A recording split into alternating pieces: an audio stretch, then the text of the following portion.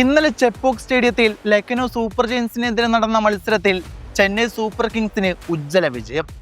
ലക്നോ പടുത്തുയർത്തിയ 203 എന്ന കൂറ്റൻ സ്കോർ 19.2 ഓവറിൽ വെറും 5 വിക്കറ്റ് നഷ്ടത്തിലാണ് ചെന്നൈ മറികടന്നത്. വെറും 23 പന്തിൽ 65 റൺസ് എടുത്ത ഉർവിൽ പട്ടേൽ, 42 റൺസ് എടുത്ത ക്യാപ്റ്റൻ ഗെയ്ക്വാദ്, സഞ്ജു സാംസൺ 14 പന്തിൽ 28 റൺസ് എന്നിവരുടെ വെടിക്കെട്ട് ബാറ്റിംഗ് ആണ് ചെന്നൈക്ക് ആവേശകരമായ വിജയം സമ്മാനിച്ചത്. ബോളിംഗിൽ 3 വിക്കറ്റ് വീഴ്ത്തിയ ജാമി ഓവർട്ടന്റെ പ്രകടനവും ഈ വിജയത്തിൽ നിർണായക പങ്കുവഹിച്ചു. ചെന്നൈ ആരാധകരെ സംബന്ധിച്ചിടത്തോളം ഏറ്റവും വലിയ ആവേശമാണ് ഇന്നലത്തെ ഈ റൺ ചേസ്. 2018 ശേഷം ആദ്യമായാണ് 150 റൺസിന് മുകളിലുള്ള ഒരു വിജയലക്ഷ്യം ചെന്നൈ സൂപ്പർ കിങ്സ് വിജയകരമായി പിന്തുടർന്ന് ജയിക്കുന്നത്.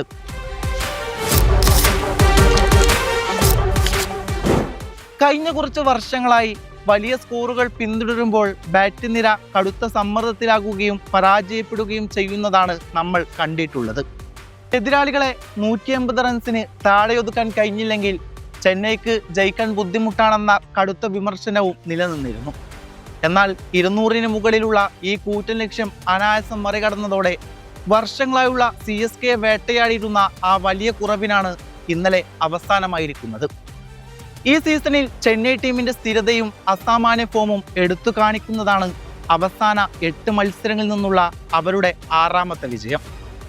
സീസണിൽ ഗംഭീരമായ ഒരു കുതിപ്പാണ് അവരിപ്പോൾ നടത്തിക്കൊണ്ടിരിക്കുന്നത്. ബാറ്റിങ്ങും ബൗളിങ്ങും ഒരേപോലെ ക്ലിക്കായതാണ് ഈ വലിയ വിജയ പരമ്പരക്ക് കാരണം. കളിയുടെ സമസ്ത മേഖലകളിലും ആധിപത്യം പുലർത്തുന്ന ഈ ചാമ്പ്യൻ പ്രകടനം വരാനിരിക്കുന്ന പ്ലേ ഓഫ് പോരാട്ടങ്ങൾക്ക് മുമ്പായി ടീമിന്റെ ആത്മവിശ്വാസം വാനോളം ഉയർത്തുകയാണ്. ഈ മത്സരത്തിൽ എടുത്തു പറയേണ്ട ഒരു താരമാണ് ഉർവിൽ പട്ടേൽ. ഉർവിൽ പട്ടേൽ ലക്നോ സൂപ്പർ ജയൻസിനെ തല്ലി ചതച്ചുകൊണ്ടിരിക്കുമ്പോൾ വിരാട് കോഹ്ലി റായ്പൂരിലെ സ്റ്റേഡിയത്തിൽ പരിശീലനം നടത്തുകയായിരുന്നു. വിരാട് കുറച്ചു നേരത്തേക്ക് ട്രെയിനിങ് നിർത്തിവെക്കുകയും ഉർവിൽ പട്ടേലിന്റെ ബാറ്റിംഗ് ടെലിവിഷനിൽ ആസ്വദിക്കുകയും ചെയ്തു. അതായിരുന്നു ഉർവിൽ ഇമ്പാക്റ്റ്. വെറും 13 പന്തുകളിൽ നിന്നാണ് ഉർവിൽ പട്ടേൽ അർദ്ധ സെഞ്ചുറി സ്വന്തമാക്കിയത്. ജീവിതത്തിൽ തോറ്റുപോയി എന്ന് വിചാരിക്കുന്ന എല്ലാവർക്കും പ്രചോദനം പകരുന്നതായിരുന്നു ഉർവിൽ പട്ടേലിന്റെ കഥ. 2023 IPL ലേലത്തിൽ ഗുജറാത്ത് ഉർവിലിനെ സ്വന്തമാക്കിയിരുന്നു. പക്ഷേ അയാൾക്കൊരു മത്സരം പോലും അവിടെ കളിക്കാനായില്ല. ആ സീസൺ അവസാനിച്ചതോടെ ഗുജറാത്ത് ഉർവിലിനെ സ്ക്വാഡിൽ നിന്ന് ഒഴിവാക്കുകയും ചെയ്തു. അതിന് ഉർവിൽ നൽകിയ മറുപടി അതിഗംഭീരമായിരുന്നു. വിജയ് ഹസാരെ ട്രോഫിയിൽ അയാൾ 41 പന്തുകളിൽ നിന്ന് സെഞ്ചുറി അടിച്ചു. വൺസ്ബേദിക്ക് പരിക്കേറ്റത് കൊണ്ടാണ് ചെന്നൈ സൂപ്പർ കിങ്സിന്റെ വാതിലുകൾ ഉർവിലിന് മുമ്പിൽ തുറക്കപ്പെട്ടത്. 2025 അടിസ്ഥാന വിലയായ 30 ലക്ഷം രൂപ കൊടുത്തിട്ടാണ് മഞ്ഞപ്പട ഉർവിലിനെ കരസ്ഥമാക്കിയത്.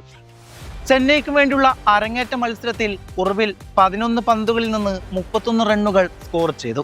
222 എന്ന മോഹിപ്പിക്കുന്ന സ്ട്രൈക്ക് റേറ്റിലാണ് ഉർവിൽ 2025 ആ സീസൺ അവസാനിപ്പിച്ചത്. പക്ഷേ 2026 അയാളുടെ സ്ഥാനം സൈഡ് ബെഞ്ചിൽ തന്നെയായിരുന്നു. ആയുഷ് മാത്രയുടെ പരിക്കിനെ തുടർന്നാണ് CSKയുടെ പ്ലേയിങ് 11ലേക്ക് ഉർവിൽ തിരിച്ചെത്തിയത്. ആദ്യ 3 മത്സരങ്ങളിൽ വലിയ സ്കോർ കണ്ടെത്താൻ അയാൾക്ക് സാധിച്ചതുമില്ല. പക്ഷേ ലക്നോവിനെതിരെ ചിദംബരം സ്റ്റേഡിയത്തിൽ വെച്ച് ഉർവിൽ അഴിഞ്ഞാടുകയായിരുന്നു. വർഷങ്ങളുടെ നീണ്ട ഇടവേളയ്ക്ക് ശേഷം 180-ന് മുകളിലുള്ള ഒരു വിജയലക്ഷ്യം ഭേദിക്കാൻ മഞ്ഞപ്പടക്ക് സാധിച്ചു. 50 പിന്നിട്ടപ്പോൾ ഉർവിൽ ഒരു കടലാസ് ഉയർത്തിക്കാട്ടുന്നുണ്ടായിരുന്നു. ദിസ് ഈസ് ഫോർ യു പപ്പ എന്നാണ് അതിൽ എഴുതിയിരുന്നത്. ഉർവിൽ പട്ടേലിന്റെ അച്ഛനായ മുകേഷ് പട്ടേൽ ഒരു കായിക അധ്യാപകനായിരുന്നു.